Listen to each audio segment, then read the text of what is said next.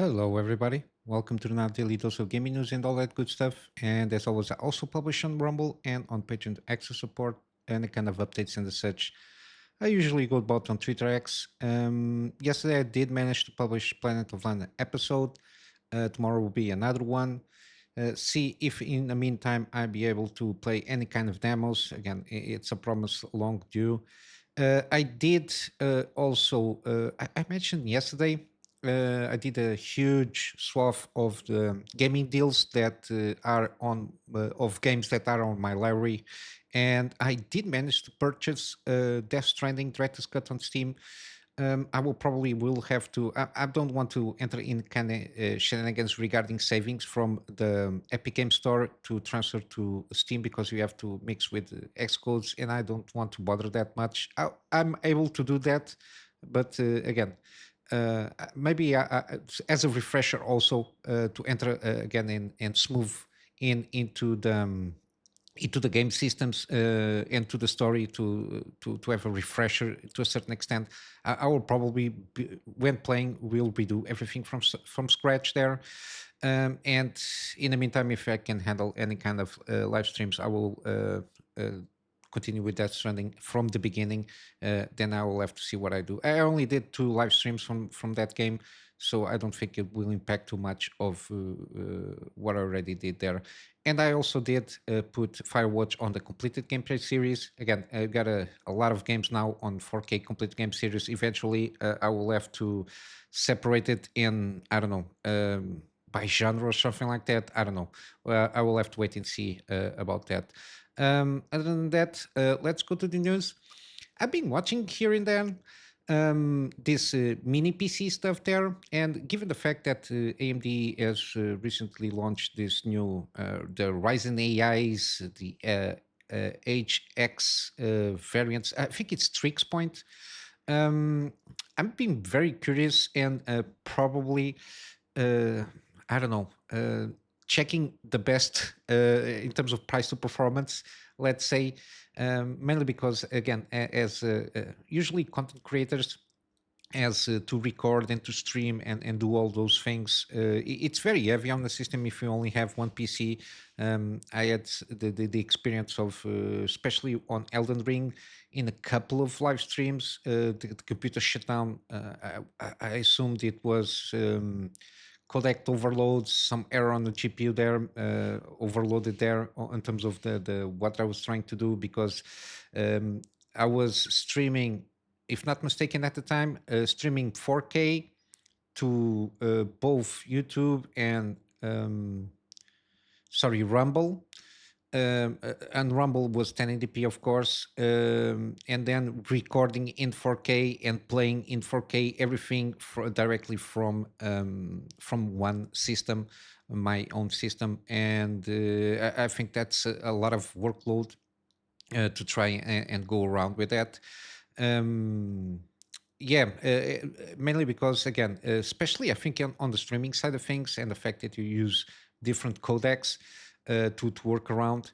I think I was streaming on YouTube. I was sending the signal on H265, and then on Rumble 264, and then recording and again using between CPU and GPU the MIDI encoders. Again, I think the system went full throttle and shut down. It at least happened a couple of times. And I have to reduce a lot of settings and try to tweak around. And to a certain extent, I was a little bit discouraged of continuing to try and do the streaming as I was doing. And then eventually I just stream on YouTube and then put the VODs in lower quality on Rumble. But yeah, I think this might be a solution for a little system, given that this is high core count CPUs, at least 12 cores, and then usually they have a high GPU that can handle a little bit with the media encoder. And I think it might be an interesting solution. Some feedback on this, of what you think this might be, like a second system, just to have it for streaming and recording stuff, because then you can, with the connections that usually this kind of mini PCs bring, they have NVMe PCI Express, so very high speed storage.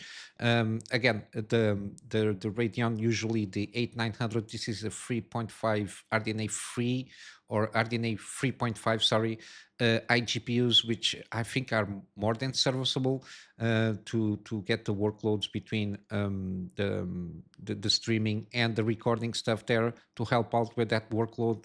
And the fact that they have, again, USB Type Cs, and then you can watch what you're doing here through HDMI. Again, you don't need like a very high uh, the HDMI 2.0, it's more than enough, and even DisplayPort 2.0, it's always good. Even the memory, the RAM is more than enough to handle a lot of workloads, and having like OBS or the recording software on, and try to load off only the playing the game itself on the main system. I think it might be an interesting solution. Even though, again, I have to delve deep and see how well a solution can be, to have, like, for example, because when streaming and recording, again, it's the thing of having two systems connected, and even to record, because I wanted to offload that to a second system. Yeah, let me know.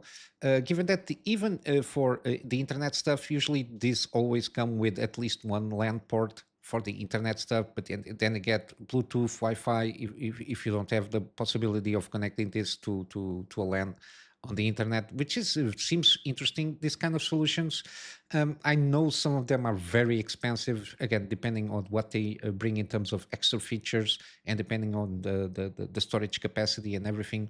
But even with that storage capacity, I think like even external storage, more quicker external storage, to be connected through USB can be a possible solution there. Yeah, it's interesting. Even for playing, you can supposedly play games 1080p on a serviceable frame rate, let's say. Even Cyberpunk, you can play it above 60 comfortably. The same thing with, for example, Fortnite and even Forza Horizon. Everything above 60, 1080p for an AMD APU. I think it's quite decent. But yeah, let me know if it is something that you thought about it. We got this one here, the review is from ACEMAGIC. Again, it's got the 370HX 370. Let me check here. Again, I'm not very in depth with this kind of mini PCs, but it's something that it's keeping myself on the back of my head, thinking about to be a possible solution here, because I got extra mouses, and I can arrange a keyboard like I don't know, 10, 20 bucks. It's serviceable. I got the second monitor already connected to my main PC, so it's just a thing that you can buy and plug in. It's usually cheaper than a laptop. I think a laptop might be a little bit overkill, because then you enter in a higher price range to get around just something that, if you have an APU, I don't know. It's something interesting, because most of this, one of the other features these mini PCs usually have, you can secure it behind the monitor, so it doesn't occupy that much space on the desk. It's something that usually can be put on, given to the VESA mounting system there. Yeah, I was from time to time I see this on the when I search articles to cover on the gaming news program. Sometimes I usually see these kind of reviews popping out here and there. But yeah, I think it might be something. I think this specifically, it's hovering around $850, not mistaken, with 32 gigabytes of RAM and 1 terabyte of storage, NVMe. So yeah, it's interesting here to see that this might be a possible solution, just for a second system, just to stream and record. I think the system itself can handle pretty well this kind of workloads. But yeah, let me know on the comments below what you think this kind of possible solution for a second system for people that usually or stream a lot, because it's really something that I wanted to do more, and one of the impediments to a certain degree is trying to set up everything on the same system and take a chance of the stream go down or something like that. It's always it's annoying for me. But yeah, because I have some games that I think they suit best for a streaming format, like playing a session of 3 4 hours, something like that, and then to record it on an episodic format. Yeah, like that training. And Elden Ring in this kind of games, I think it suits best on a streaming format, and it's something that I want to keep dive a little bit more deep, and start doing at least one stream per week or something like that. But yeah, interesting stuff here. In terms of games, we got this one. I think I covered this. Again, the game itself seemed interesting. What they try to approach here. This is Empyreal. It's kind of an action RPG. It's got a launch date now, May 8th. The price is pretty cheap, around $30 or so. Again, it's not, it's an indie game. It's a very small studio, but I think what they're trying to do here might be interesting here. I think I already wishlisted so I could keep tabs on this game. But yeah, it's not Unreal Engine 5 visual fidelity sort of thing here. I think it's trying to focus more on the gameplay systems there and what they want to achieve there, and also on the story and choice and consequences in certain aspects of the story, which I think is something that might be of interest here. But yeah, we'll see how this goes. I will try to keep my tabs on the reviews when this comes out on May 8th. Then we got another trailer and demo announcement for Karma: The Dark World. I covered this game. This is kind of the pure game set in a utopian or dystopian civilization where there is a thought police or something like that, and you basically are an officer of this thought department, something like that, and you have to delve inside people's thoughts and see if they commit a crime or if they want to commit a crime. This kind of pre-crime kind of things, that themes that usually are very interesting to think about. And they, again, I think there is no definitive. No, there is, yes. March 27 is when the game comes, and we already have a demo. Again, I will try to see if I can play this demo. Very interesting what they're trying to do here. And again, with that said, they have a demo out, a trailer for announcing the demo that it's available at this moment in time. So I think it's might be an interesting thing to check out. Then we got on the Monster Hunter Wilds again. As far as I'm aware, PC performance is not good, but the modding community is being the hero that we don't deserve to a certain extent. But they are coming out with some interesting mods here.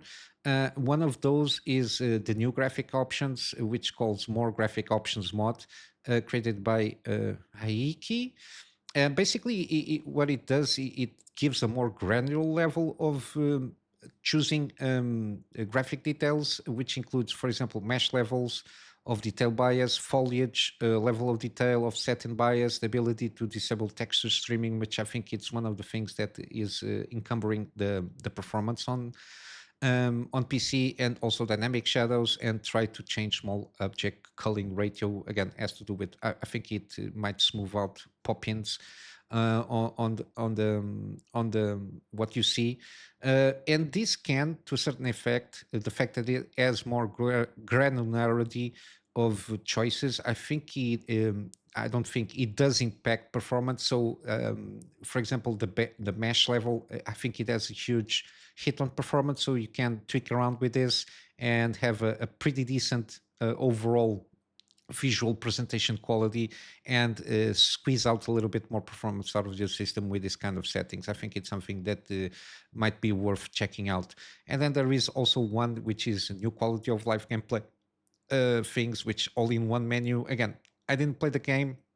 I didn't watch any kind of stream, so I know the menu options and the radial menus, the quick menu stuff there, from what I played from the open beta, can be a little bit confusing for starters. I was a little bit confused at how exactly it worked, because there is no tutorials of what you can do there.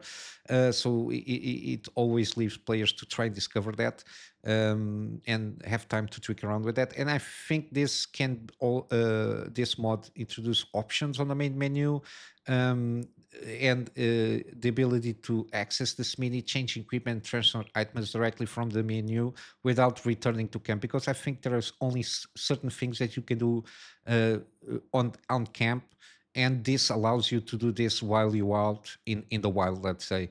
But yeah, but the fact that I think these kind of mods that are introducing these little tweaks mainly on the performance side of things, it's pretty excellent. I just hope that the developers catch up on improving and smooth out the performance on the PC side of things.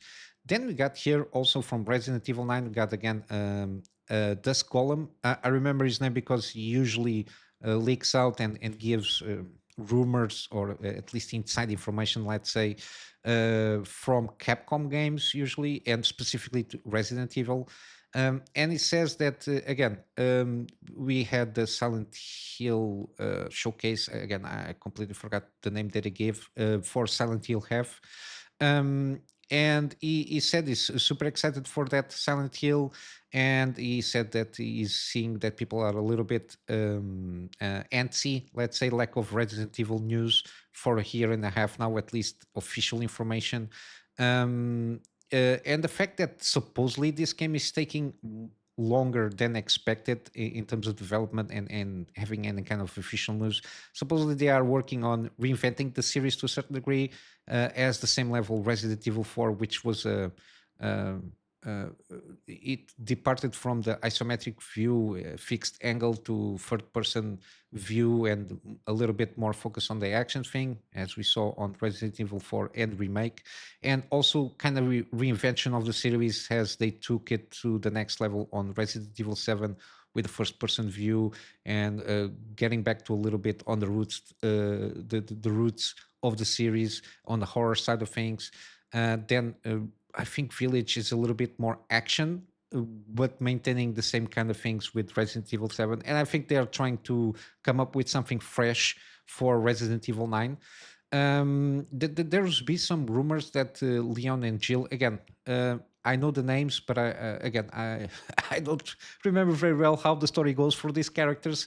They say will play a big role in the game, in the Resident Evil 9, but the rumors are not correct. Again, there is also some stuff that seems to be Resident Evil 0. There is a remake coming out eventually, probably before Resident Evil 9 comes out.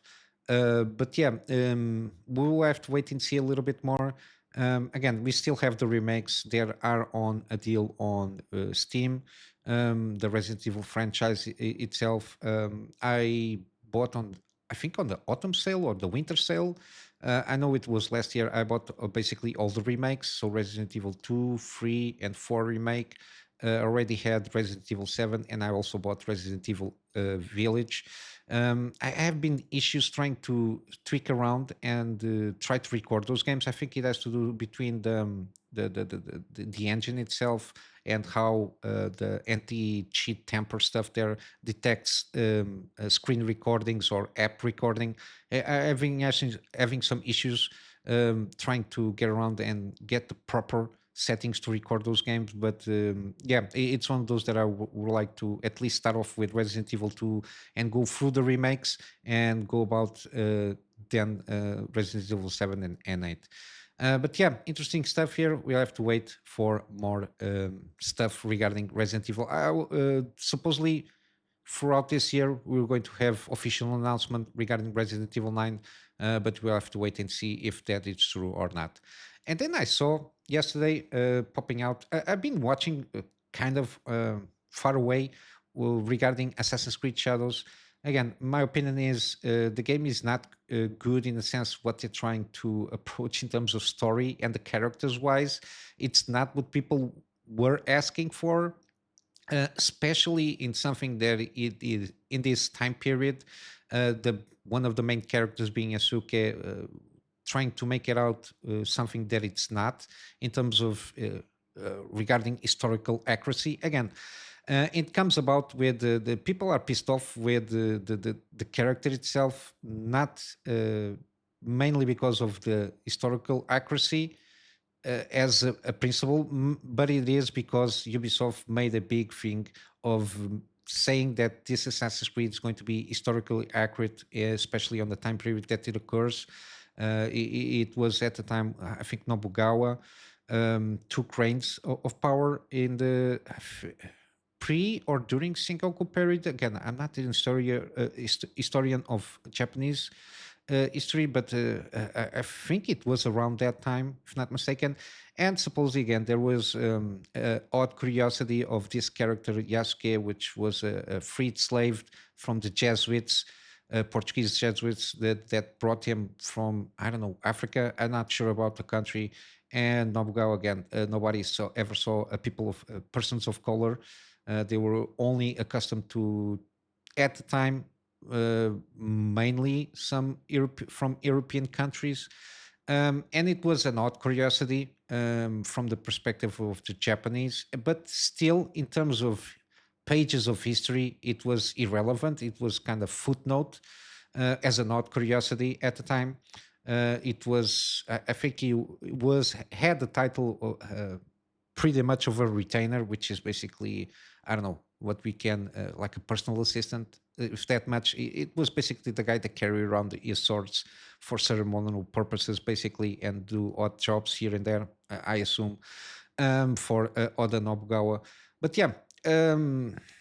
Taking all that context aside, again, I don't think this game is going to be very good. Again, the disrespect for the Japanese culture, and this coming from the Japanese people themselves, especially renowned historians, and even on the political side of things, is being ramping up in terms of relevance inside Japan. People are not liking from just the perception from them having a black guy out of nowhere be the supposed hero of of the story and just chopping off heads of Japanese people. The fact that supposedly you can destroy shrines that, again, they are sacred for them. The disrespect of their own cultural and religious beliefs there. The fact that even in terms of the seasons, they are not matching with the fauna and flora that is between each season. I think it started with the cherry blossom stuff there that and in conjunction with some I think the harvest time of rice. I think it doesn't match up what they're trying to present on the game.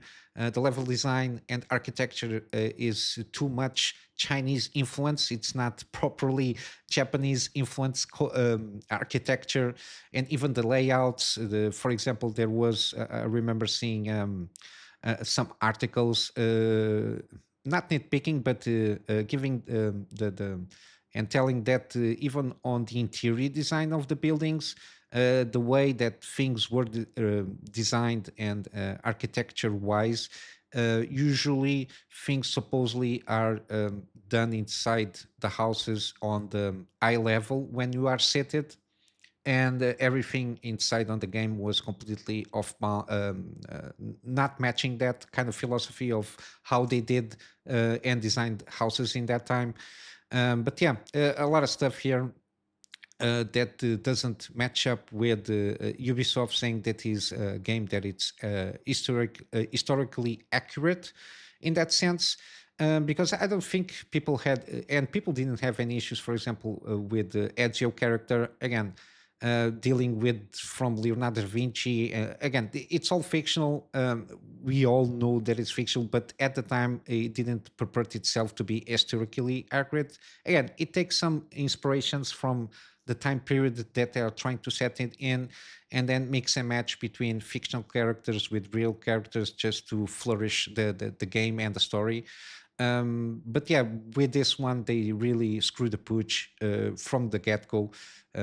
And even trying to say that for that historically accurate game, as in Assassin's Creed Shadows, they brought consultants, which were frauds, most of them, and some of them are at least dubious in the sense that they are. There was a lady that the the work that she had has to do with a lot of kind of pedophilia adjacent stuff there, with the fact that the monks and the boys and again, it's very weird stuff that happened with us with those consultancies. Then we got the infamous John Locke, if not mistaken. That was the guy that supposedly was the historian, and the Wikipedia shenanigans that happened for him to promote the book, trying to reference himself on the Wikipedia so they can boost the so-called historical accuracy of his own fictional book.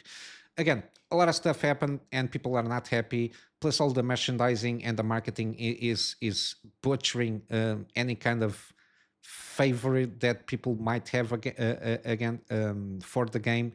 And the last one is supposedly there is a legal team now checking online posts online and videos online, trying to see and counter any kind of what they call alleged harassment to the developers.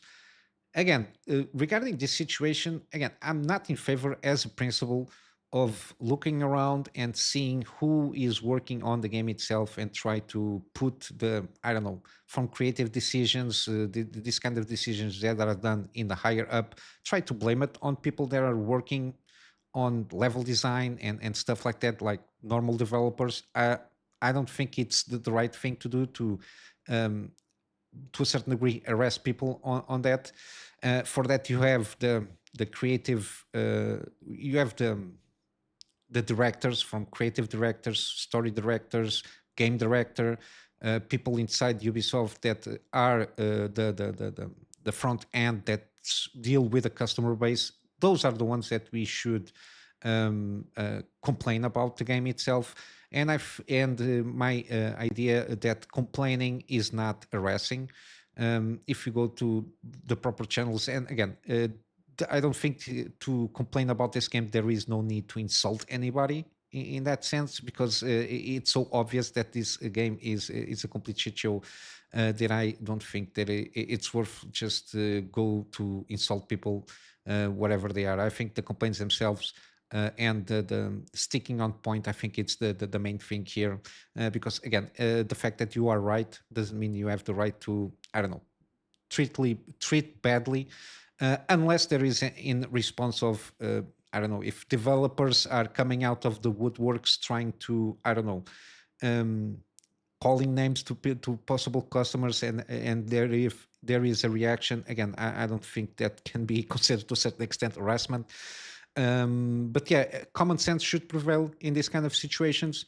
But yeah, this initiative comes from Canada, the part of the Canada studios, I suppose, which it's not surprising, even though can be disappointing that they are trying to do this. And basically, what they're trying to do is trying to sue you and trying to get around and shut down any kind of discourse from posts. I will assume they're trying to, I don't know, um, report people through the videos that they make, the content from written content, any kind of, I don't know, any kind of tweet or any kind of message that it's done, try to report them and try to shut down the accounts, I will assume, of everybody that speaks ill or or have any kind of complaint that they might interpret as harassment. Go figure now. But yeah, this is not going well for them, taking this route, because it will not it will not stop the fact that a lot of people will not buy this game, just as a matter of principle. For sure, on the review side of things, the game will come out in a couple of days. I will assume between today and tomorrow we'll see some reviews popping out.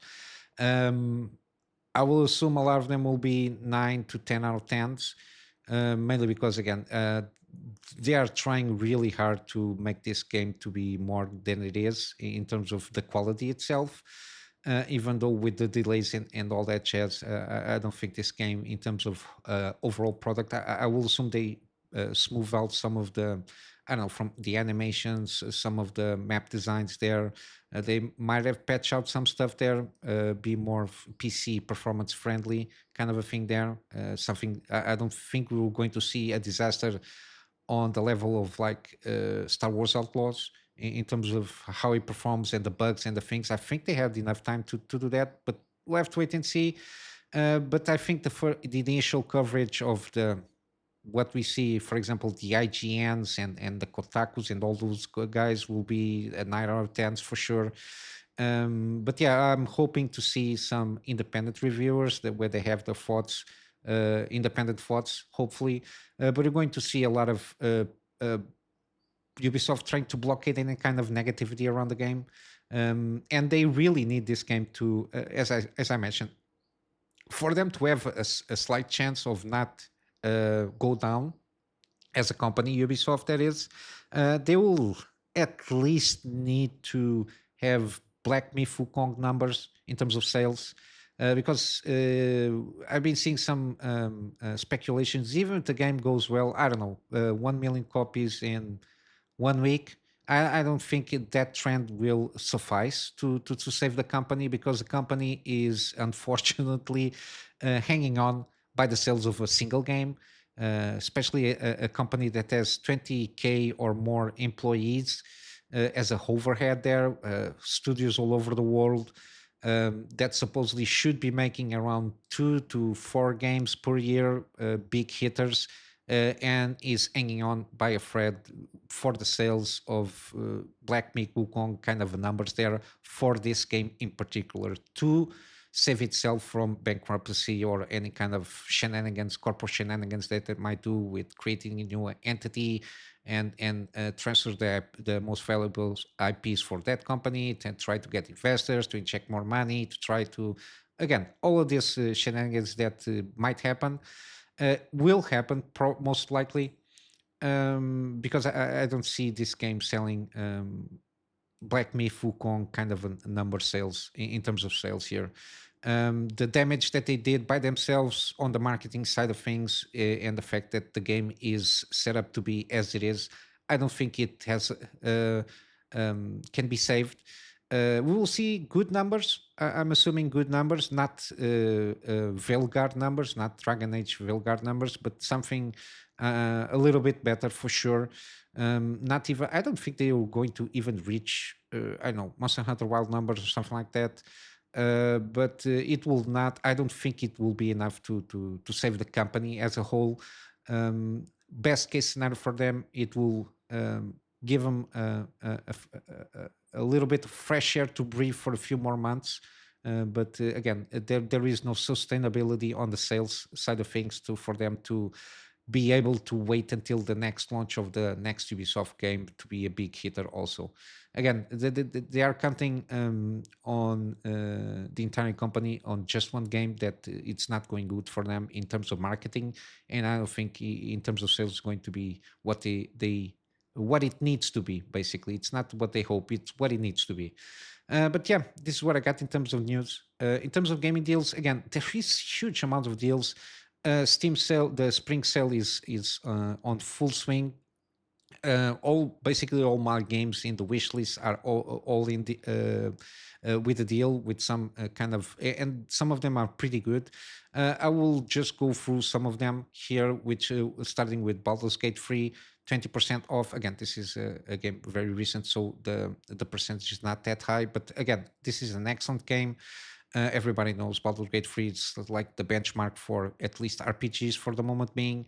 20% off. We got 30% on this Nine Souls. Again, this seems to be a very good game. It's kind of a Metroidvania kind of a game here, with some kind of hard Souls-like combat.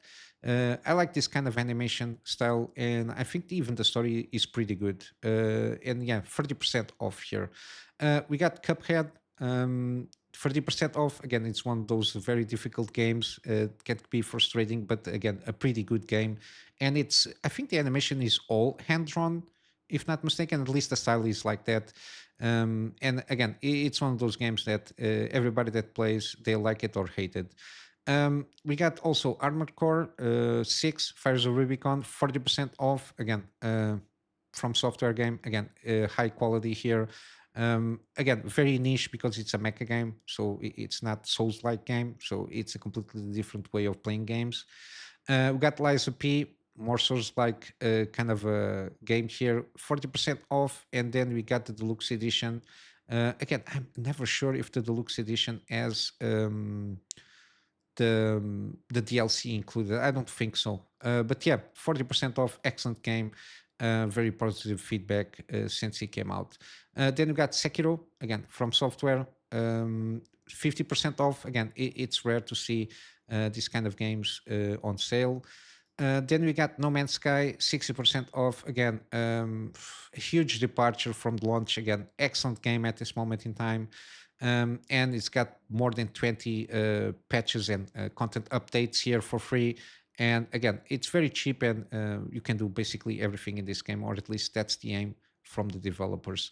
Then you got Atomic Heart, around 65% in all editions. Again, the premium edition has all the DLCs included. Very interested in playing this game. Again, when I had time, I will buy it on one of these sales and do a gameplay for this one. I already played the demo. Very interesting. Gives you kind of a tease of the mechanics that you will be using. And yeah, I'm interested in checking this game out. Then you got also The Witcher 3 Wild Hunt. Again, excellent game. I do recommend the complete edition because of the Blood and Wine and Hearts of Stone expansion. I do recommend playing the first one on vanilla, maybe with some texture mods or something like that. Some visual upgrades might be okay. It's okay to put it in. And then on the consequential runs, you might start tweaking around with mods. I did play this game around 4 times. The first time was vanilla, then the second time was the expansions, and then the other two was a different variety of mods that I tweaked around at the time. But yeah, it's been a while since I played this game. But again, it's one of those excellent games, a conclusion of a trilogy here. And then lastly, we got Prey, very underrated game. I did the Gimme series with this one. At the time, I managed to claim it for free from Epic Game Store. Very underrated, immersive sim. Again, from the same guys that did Dishonored. There it is. The same guys from Dishonored. Yeah, I did really enjoy. And if you're curious about this game, you can check out at least the first episode that I did from this series to have an idea what this game is about. And it's 80% off. I do recommend Digital Deluxe Edition. It's just a little bit extra price, but it has several game modes. Moon Crash, especially, which is kind of a roguelike kind of a mode there on the moon. But yeah, I really did enjoy this game, and I do recommend it every time that it's on sale. But yeah, with all that said, I'll wrap up here for today with a plug on my Patreon for extra support. That extra support is more aligned for me to try and get, at this moment in time, try to get a better storage solution so I can have backups of the stuff that I do for my clients. And of course, some extra space for the videos that I do for the channel. And with all that said, I hope you have a wonderful day, and I will see you in the next one. So until then, Kunamy Master out.